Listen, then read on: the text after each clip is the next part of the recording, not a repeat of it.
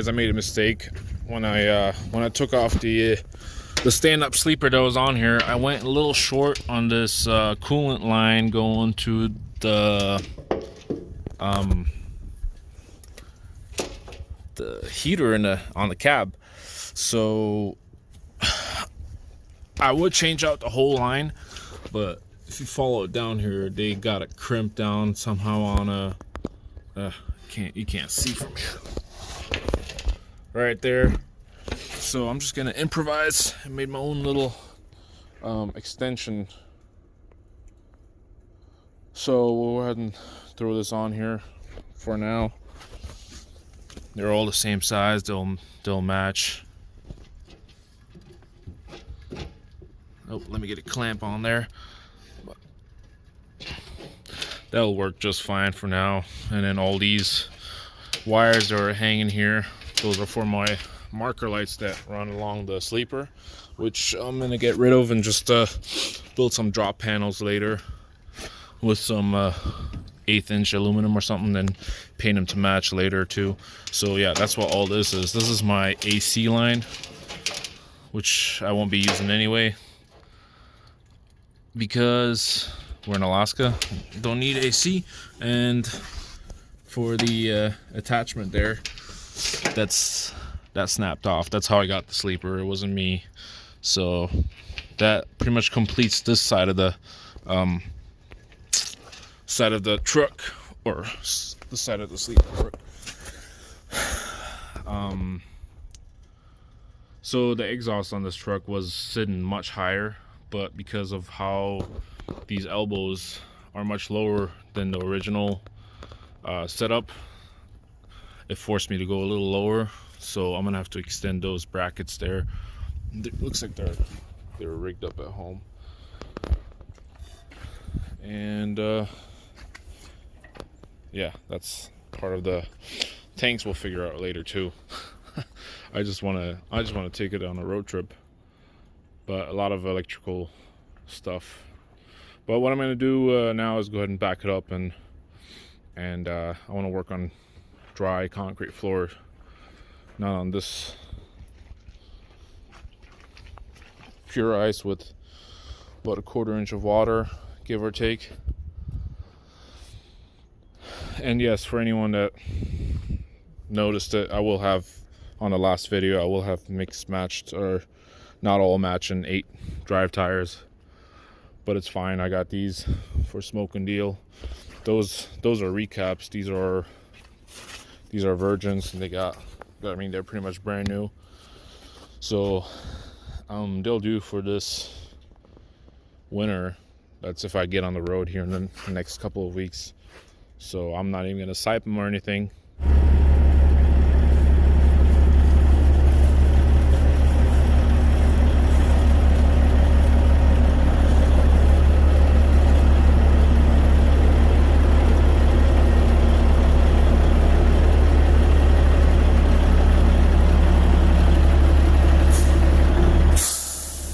I want to bore you guys with filming all 4 chambers. Figured I'd at least show you this one, how to take it off.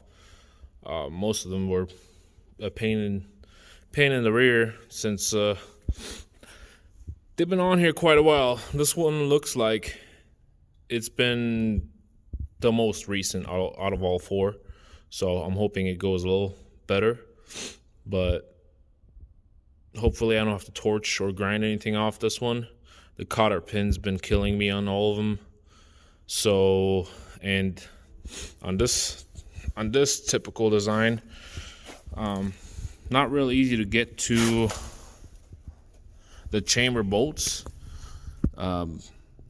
just because you got this plate here, and really the only place, the only way to get into is with a 15/16 wrench, and you can't even get a socket in there. So, but just for the video purpose, I'm gonna go ahead and just show you and run it down. I'm sure most of you guys have done this a gazillion times, and maybe someone hasn't. But first things first, take your caging bolt, tighten it down, 3/4 wrench all the way down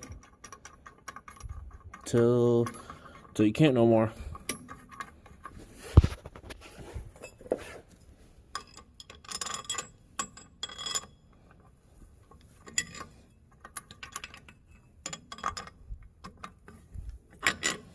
Yeah, I'm sorry about the quality of the video.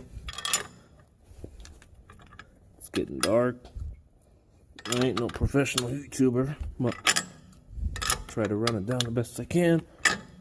Anyways, tighten that down. Well, they make a special socket. It's like a 5-inch long socket. But I don't have one. But a wrench would be just fine. It might take you an extra minute, but just thought I'd throw that out. I like to obviously cage the chamber first, and then move on to your cotter pin and take that bolt out, and then go ahead and back up the slack adjuster all the way out, and then remove air lines, and then your main brake chamber bolts or nuts. So once you got your cotter pin out,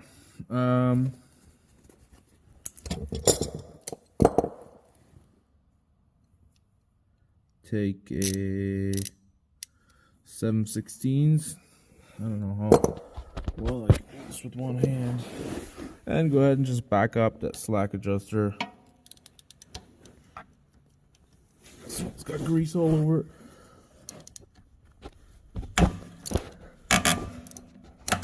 All the way, and yes, that sound is fine. Don't freak out. Your lines.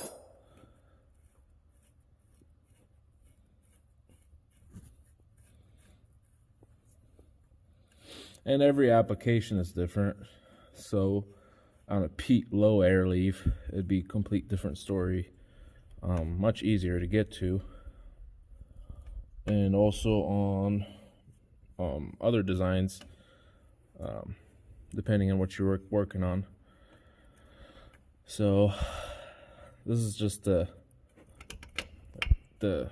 general knowledge of doing all that. And this next one I'm gonna need 2 hands, but all right. So once it's off, so then you can back up your caging bolt again. Just to measure your stroke. Measure your stroke. Right. It's the next morning. I went ahead and put already installed 3 chambers on the truck, and figured I'd leave this one for you guys. So here we, in my opinion, this is the easiest part.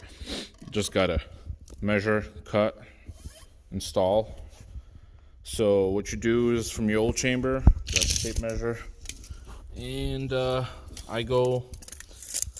measure to the top of the clevis pin, just because well, if you measure here, you might cut it accidentally, and then by the time you thread it on. So just to stay safe, I measure to the top of the clevis, which in this case is exactly 4 1/8. So then you go 4 1/8, mark it with a soapstone or a Sharpie, and cut it off.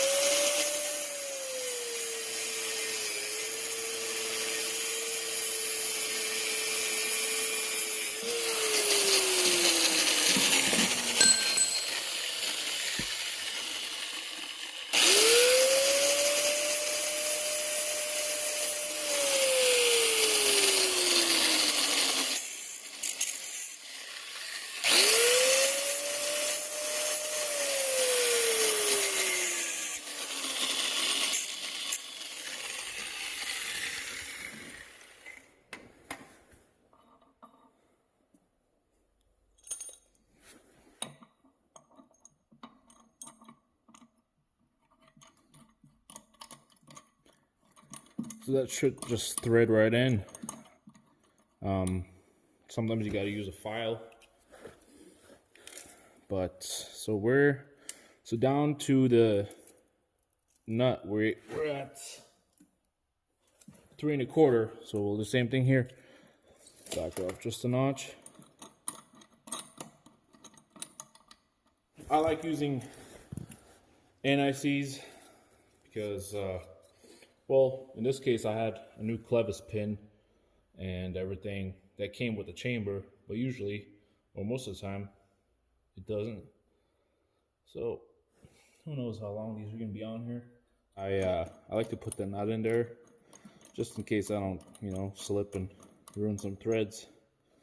So double check one more time. 3 1/4 on the dot, and then 15/16.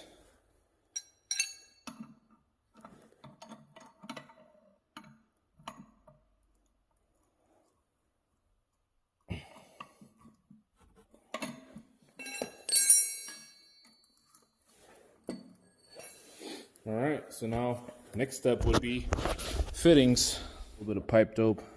Got it ready earlier.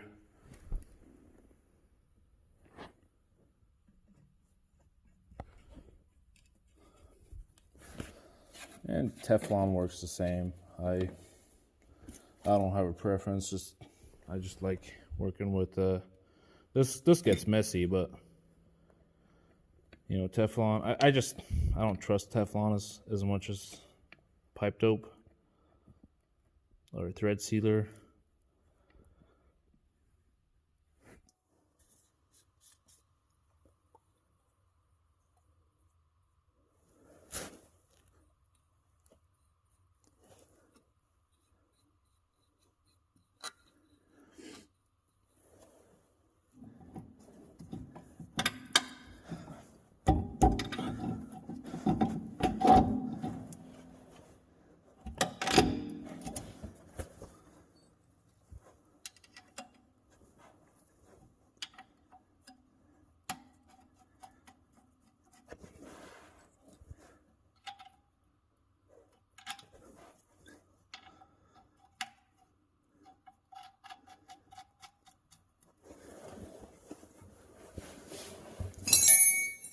Last but not least, airlines.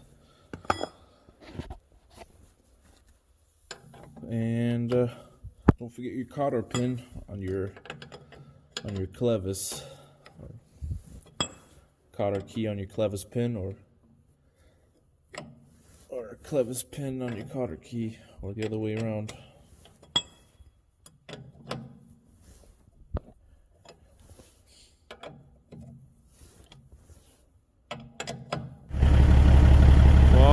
We got a couple inches last night.